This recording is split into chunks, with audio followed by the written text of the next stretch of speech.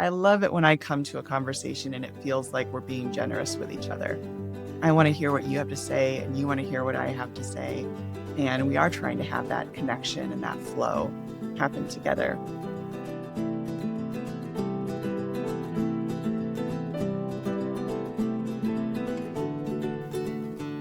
So what I'm jazzed about today is the chance to get to talk about communication, because it's the kind of thing that, like, on the one hand, we're born communicating. And on the other hand, we almost never think about it.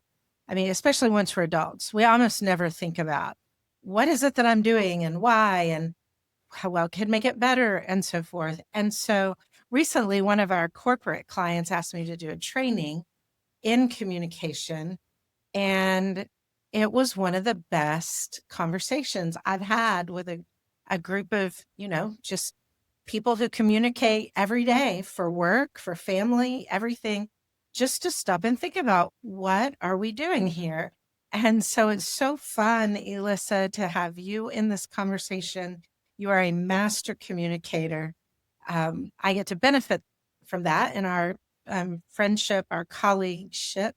And also, I just think it's going to be a lot of fun to have this conversation with you. I'm so excited that you invited me to talk about this with you because, first of all, any conversation with you is a pure delight. I always love when we get to sit down Yeah. and talk. Yeah, we do have a great time. So I'm really excited about this though, because I love the topic and I love the approach that you took with this group that you were telling us about. And a lot of times when you and I are talking, we're talking about hard conversations, right? Because we're going into some work situation where we're trying to help people communicate. And I just want to say, let's don't do that today. Let's just talk about, right, the basics, just the very basic ideas about what we're doing when we're trying to have a conversation and how we get tangled up. And so one of the things we were talking about the other day, I remember I was at the airport and we were chatting, was this idea that what happens when we think about a conversation like a game of catch? Mm-hmm. And I remember I was about to say throwing that out to you. I didn't want to. Well done. Yeah. And we really got kind of interested in that as a concept. And I was just wondering, like, when I put that out there, what came up for you? Well, I remember thinking when you mentioned that catch is something that is so fun when you do it right? When you get into a flow with someone and when you're both invested in it, it can be so much fun. And I realize that while so much of the conversations we have every day, so much of the communication we do can be very functional, it can also be a lot of fun. So I love that we get to talk about that today. Be a little fun. Sorry? Maybe it's supposed to be a little fun. Mm-hmm. Yeah. I like the distinction of the fun, because a game of catch is not the same thing as like a game of baseball, which is a lot more complicated and there's a winner and a loser.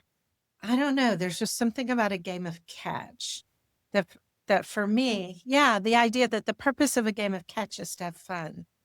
Maybe the purpose of a conversation is to have fun and come to some kind of mutual understanding, or, some kind of mutual connection through words.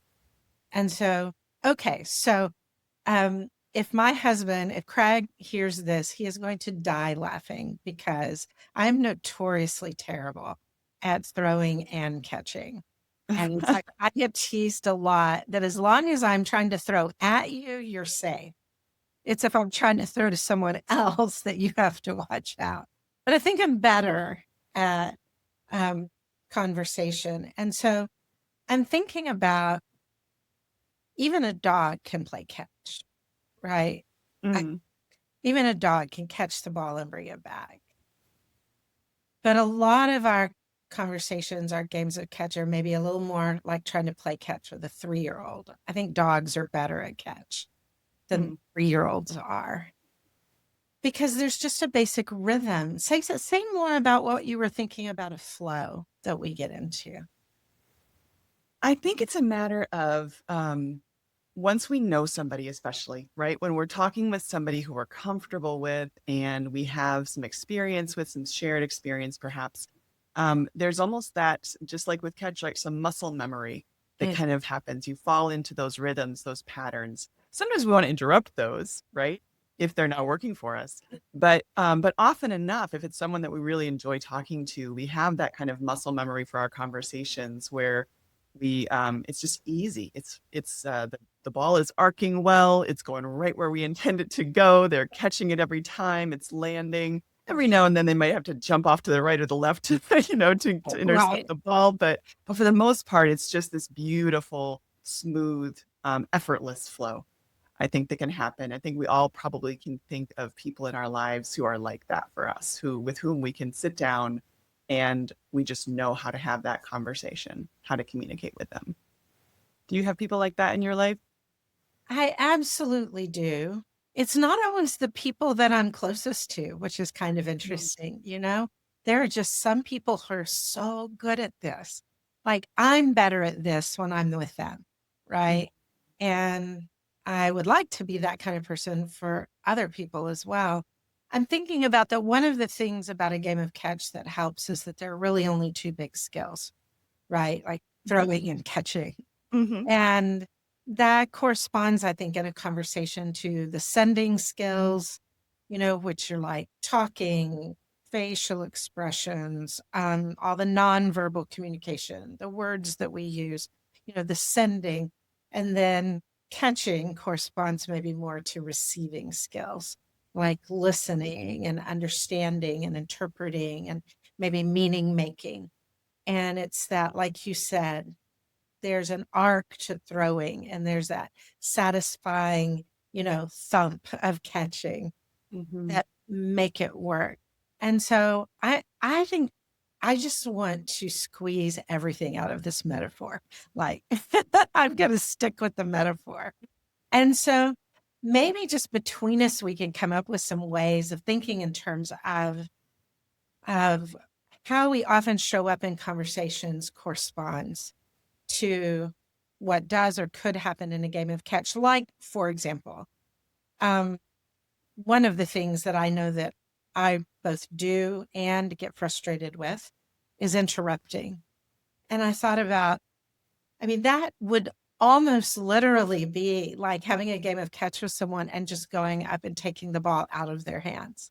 Yeah, absolutely. What I mean, Yeah. like, you're not doing it right. Give it to me, which would not make for a very nice game. No, it definitely would not. Um, I think too, similar to that, right, is sometimes we forget to take turns in our conversations, right? So you might toss me the ball and I'm really loving holding on to it. I have a lot to say. And I just go, go, go. And you're sitting over there like, okay, you're willing to listen, you're willing to wait, but at the same time, you're like, is that ball ever going to come back to me? Yeah. Well, which might be, let's be honest. I think people are more likely to interrupt when they're holding on to the ball. Yeah. They want it back. It's, yeah, because that's not standing there holding the ball because I have a lot to say, like you said, is not the same thing as a game of catch. No, Yeah. it's not. So Okay. taking turns is a big part of it. Waiting for your turn and also making sure that you're giving someone else another turn, right? I've heard people say, well, how do you throw it back? What is the skill of throwing it back? Because I think when we're anxious, maybe we're more likely to hold on to it because we don't know how to throw it back. So we just talk because we know how to do that. And I know this has happened to you, it's happened to me, and I've been this person where in my head I can hear myself saying, why are you talking? But it's hard to remember to throw it back. And I think the skill for throwing back is asking good questions. It's exactly what I was thinking. Yeah, it's Okay. exactly what you need to do. Can you ask a good question? In fact, I once, when I was young, I remember my parents actually trying to teach this to me. So we were going to some friend's house for dinner And I was not looking forward to it because as a young person, I didn't really feel like sitting around the table and talking to adults. I didn't know what we were going to talk about. Like, oh, parents, adults, they always talk about things that don't interest me, right? Yes, So I wasn't sure. and things. And they could tell, yeah, they could tell I was in a bit of a sour mood about it. And so my mom challenged me and she said, Elissa, I want you to imagine that you have a little bag of questions. And whenever you're not sure what to say or you feel a little bit bored, pull one of those questions out and toss it out onto the table and see what happens. And it was such a great tip for me. And we spent the rest of the ride, thinking about what could those questions be? What might be things I could ask? And it completely changed my attitude toward that conversation. I was no longer, a victim of this dinner party, but I got to be an active participant, and I learned some things that night. So it was the best tip she ever gave me. I love that she didn't just tell you to participate, but she gave you a way to participate. And I love the idea that you were thinking about the questions ahead of time. I think that's a really important skill, to have good questions in our back pockets that we can, some are maybe person specific, but some just help keep the game going, to bring some of those out. Yeah. My story is very different from yours. My grandfather used to call me Motor Mouth. I loved being with the adults because they would just listen to me talk. I was very adored and everyone would just listen. But when I visited, he would give me a stack of dimes. And when he got home from work, he worked in the oil fields. He was tired. He would give me a stack of dimes. And if I wanted to talk, I had to forfeit a dime. And, oh, wow. And then by the time he had gotten his energy back, then he was ready to listen, and we would have dinner and it was fine. But that helped me to remember the back and forth nature, I guess, of a conversation that I had not learned up till that point. So I love what your mom did. Yeah, other ways maybe that we hold on to the ball. I'm thinking about when we don't respond to what other people say. So someone says something, and one of the ways I know that we can hold on to the ball is that we take what they say and then we make it about us.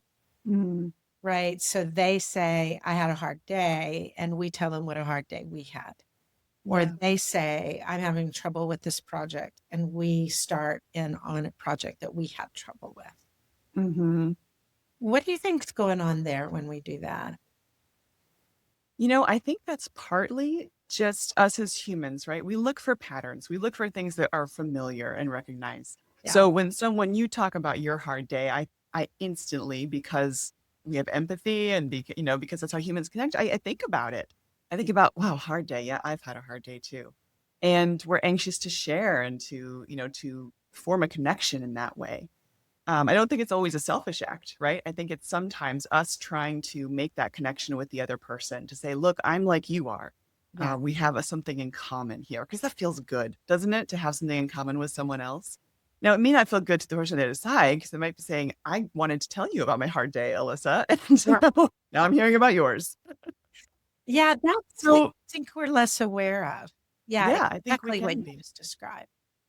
And so I think we can still have that connection if we recognize that we don't have to have that connection out loud, in a sense, right? So if you tell me that you had a hard day, and instantly in my mind, a hard day example comes up, if I can take a pause, and instead of jumping right into telling you about my hard day, if I can think about, what did that hard day feel like when I had it, and turn that into a question and say, did you feel let down by somebody, perhaps, or did you feel frustrated?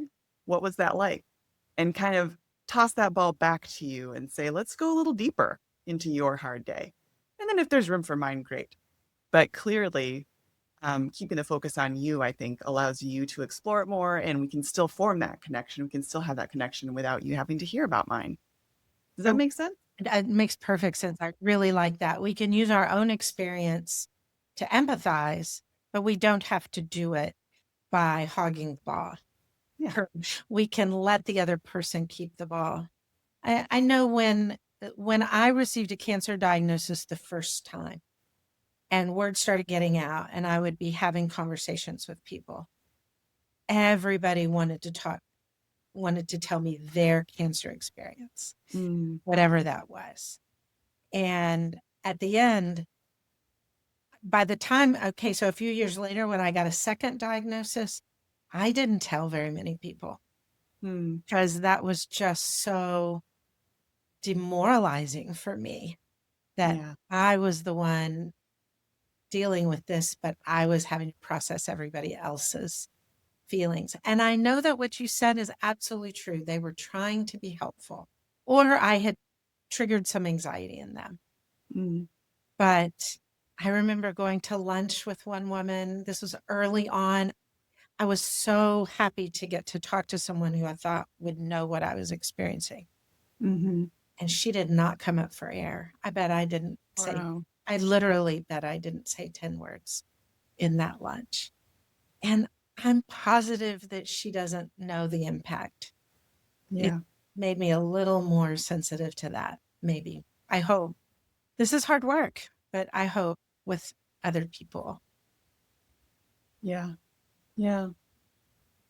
So even just saying, tell me, or I want to hear about that, is a great way to toss the ball back and to let somebody appropriately have a turn. Yeah. Okay. What else? Like I said, we're going to squeeze all the meaning out of this metaphor. I love that. So one of the things that came to mind when we were talking about this metaphor for me was people in our lives who bring a lot of balls to the game. And sometimes it can feel like it is just topic after topic after topic. I have one person in my life who I really adore and love and love spending time with. And they will toss me probably 5 balls at once. And I will often sit there thinking, like, which of the balls am I supposed to throw back? which one do we want to talk about? And it can be really, really hard. And I'll sometimes come home to Dan after spending time with that person and say, let me just dissect what I think I just heard, because I'm not sure what I was supposed to take away from it. And it can be really tough. So I think sometimes a way that we can try to be generous to others is helping them organize their thoughts, right? And trying to tease out which one of those is the most important to you, and realizing that we don't necessarily have to attend to all of them. They just may have had no one else in their life to say those things to, and so we got to catch all of them just then. How do you ever experience that? How would you do that to help focus the conversation? So I think probably looking at with this particular person in my life, I try to think about which one do they seem to have the most energy around, right? Which one seemed to get them the most excited or the most upset, or whatever the case may be, and try to ask some questions, follow up on that. And if they don't have a lot to say about that, then that probably wasn't the most important one for them. It just happened to come out right then. So I think I try to ask questions. What about you? I wonder if throwing a lot of balls at once is also maybe an anxious reaction. Sure. Because I'm thinking about a conversation where I mentioned something that was happening that I was unhappy with. And then the other person came back with like 5 things that they're unhappy with. And it felt kind of overwhelming because I honestly wanted the conversation to be about the one thing. And it wasn't so much that I wanted to demand that they talk about my thing. Like if they'd come back with another thing, I think we could have kept the ball in the air. But 5 things was too much. And I admit what I ended up doing was just saying, I don't know where to go here. And then they didn't throw the ball back. So, that was kind of the end of the game. And that was kind of disappointing. And so, maybe next time what I would say is all of these are big. Which one? would you like? Which one means the most to you? Sure. Yeah. I do think this is a time maybe to talk about how a game of catch can go wrong. Most of Mm. what we're talking about have been things that make it a little more complicated, maybe, but there are times, maybe one way that a game of catch is different from other games is that we're not trying to hurt each other, right? We Yeah. want to throw in a way that makes it easy for the other person to Yeah. catch it, right? Mm-hmm. And we talk about, talk so people can listen and listen so people can talk. At the Leader's Journey, that's something that we say a lot, just as a way of framing a conversation. But sometimes, you get let up and you want to kind of just cream the ball back at someone and Mm. forget that this is a game of catch and not a game of dodgeball, right? And I was saying I almost want it to sting their hands a little bit when they catch it, you know? Mm. And that's not fair in a game of catch. Yeah, that's true. I think there are times also where someone might, for whatever reason, whether it's a need to feel a little bit on top of things, right? Or to feel a little bit superior, someone might put kind of a spin on the ball and just to see how you take it, right? It's Mhm. like, see if I can unsettle them a little bit, or I'm going to throw it just off to the left a bit, make them work for it. Yeah. And I don't enjoy conversations like that. I really don't, because there's a lack of generosity there, right? I love it when I come to a conversation and it feels like we're being generous with each other. I want to hear what you have to say and you want to hear what I have to say. And we are trying to have that connection and that flow happen together. So I think it's difficult when someone comes with a different motivation, maybe for the conversation, or trying to get a different need met than connection or than what I brought to the conversation. Maybe when both people say enjoy debate, Mm-hmm. maybe both people could enjoy that kind of conversation, right? Where they're kind of trying to Sure. throw each other off balance because both people think that's fun. Yeah. But Yeah. if both people don't think it's fun, it's not fun. And Yes. I love that word generosity. The whole idea of coming to the game of conversation with generosity. I kind of want to just stop there for a minute because, I mean, what is more generous than giving someone our time Mm. to hear what they think and tell them what we think? I mean, Yeah. Yeah. It's a way of saying, I want to know more of you. yeah. And maybe that's why it feels so awful when someone just holds the ball. So I was Yeah. in a conversation where my conversation partner held the ball literally for the entire conversation. So for, almost an hour. And I have to admit, I wasn't sure why it bugged me so much until I heard a little voice in my head saying, I feel used, Mm. right? Like there's no interest in what I think.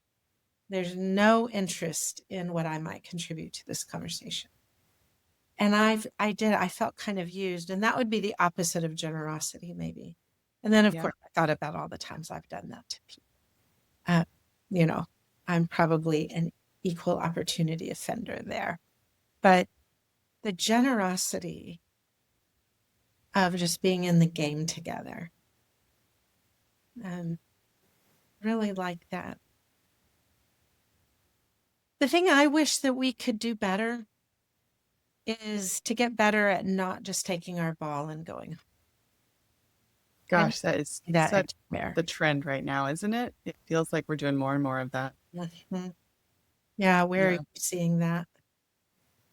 I think, well, first off, I don't consider most of the interactions we have like on social media to be real conversations. People sometimes try to have them, and I don't think this is the place to do Oh, that. I'm that person. Yeah.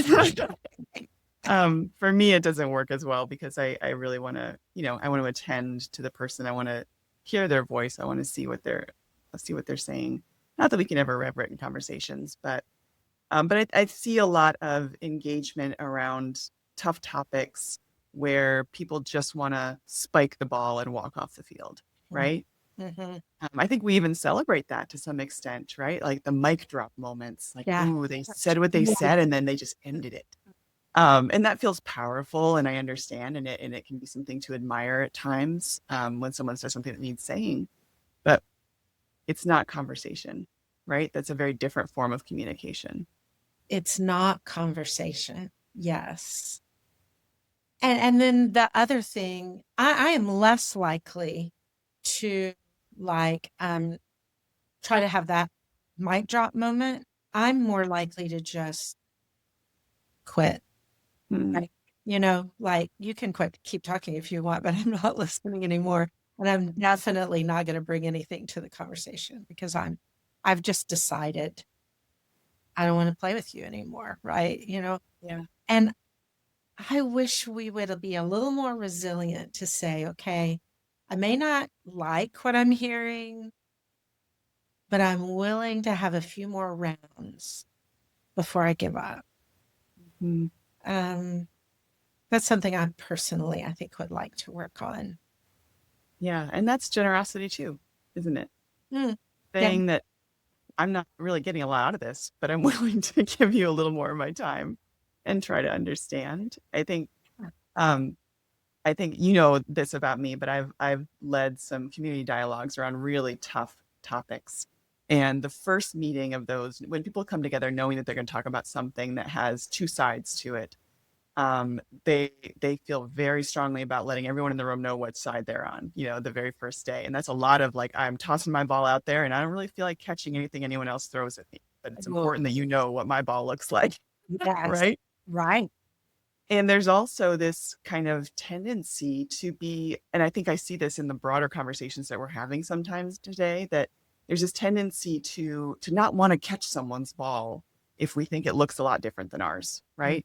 Like if you're tossing me a perspective that I don't share, it's almost like I'm afraid if I catch it, that I might have to agree with you. And the truth is, I don't. I can catch your ball. I can examine that ball. I can look it all over and really get to know it. And I can toss it back and we can actually, go back and forth with that ball a few times. And I can learn all about the weight of that ball and how it feels in my hand and the shape of it and how it throws. And then I can give it to you and I can go home. I don't have Yeah. to take your ball with me. Wait. Yeah. That But is so huge. Yeah. yeah, That just because I'm willing to listen and receive doesn't mean I agree or have to change my position. not at all. What happens in a group like what you're describing to get people to a point where they can realize that? Like Mhm. what at least makes it possible for people to make that shift?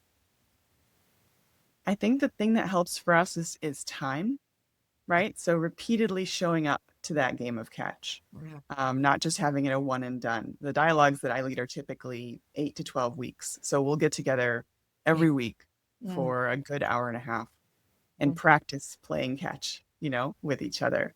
mm, Um, and during that, we try to teach some skills around mm. what we've been talking about. How do you listen actively? How do you reflect what someone said back to you, what someone said to you back to them, right? How do you ask good questions? What does that look like? And we start to practice that together. And I think as people learn that rhythm and get into that flow together and build that kind of muscle memory for that particular game of catch, it gets easier. Mhm. And in those conversations, we learn stories. And Mm, the stories are what help us, I think, connect as people mm. and to see the issue differently, to see the issue past the issue and to the person who's experiencing it and who has formed that perspective for typically really good reasons once you learn their story. How do we, yeah, I really love that. What if the ball isn't so much opinions or information, but stories? Mm, I mean, how does that transform a game? yeah. I love that. That's probably a great place for us to let go of this metaphor. But I want to encourage our listeners to take this metaphor and share it with somebody somebody maybe that you're working on better communication with, or just someone that you think would enjoy the metaphor, and see how far you can take it and see what you think of that we didn't. But also to maybe bring that mental picture into conversations. I know that since that mental picture came to me, I am so much more mindful of how I'm showing up in a conversation. And unless I'm super anxious, I'm better at paying attention than I used to be. So, all right. Well, here's the really good news. We want to hear from our listeners, and you have a chance to continue this conversation with Elissa and me. So, Elissa, you and I are going to show up on Zoom on February 25th, 10 o'clock my time, Central Time, 11 o'clock your time, Eastern Time. And we're just going to keep this conversation going. I'm excited for that. I hope others will come and join us. We can do some practice together. All you have to do, you don't even have to talk in the Zoom dialogue. All you have to do is go to the website and register, and that's just so that you can get a unique link, which helps with the security of the call and all the bots and that sort of thing. And other ways for us to hear from you, come to our Facebook page, The Leader's Journey, LinkedIn, Instagram, all the same, or theleadersjourney.us, and let us know what you think or what you need from The Leader's Journey right now. Otherwise, it's been fun. Thanks for being here, and we'll see you next time.